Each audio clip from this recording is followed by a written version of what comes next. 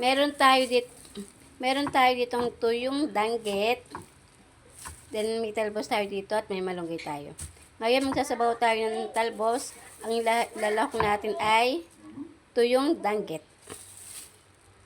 Ngayon himay natin ang ating talbos at malunggay.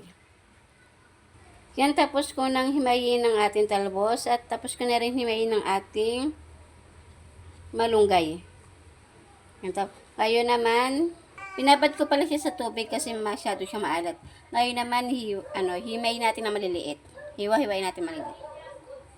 Yan, tapos na natin hiwain ang ating, danggits na tuyo. Then, tapos ka na rin hiwain ang ating sibuyas at bawang. Magigisa na tayo.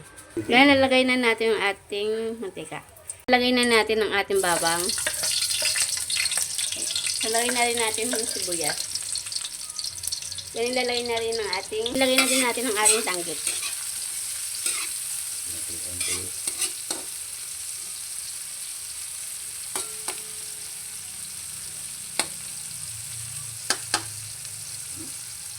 Then, ilalagay na rin natin ang ating, hindi pala.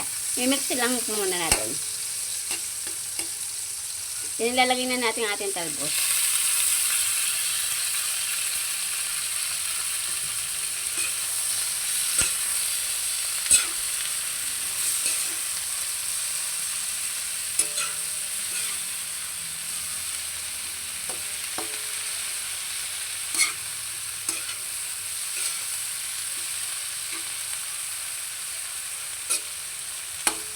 Siya ng tubig.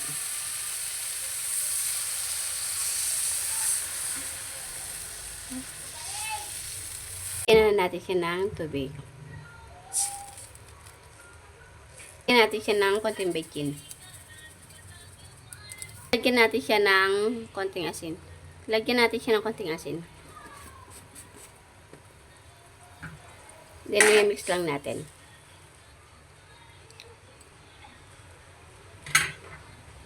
And tatakpan natin para kumulo. Yan, nakulo na siya. Nilalagay na pala natin ang ating malunggay.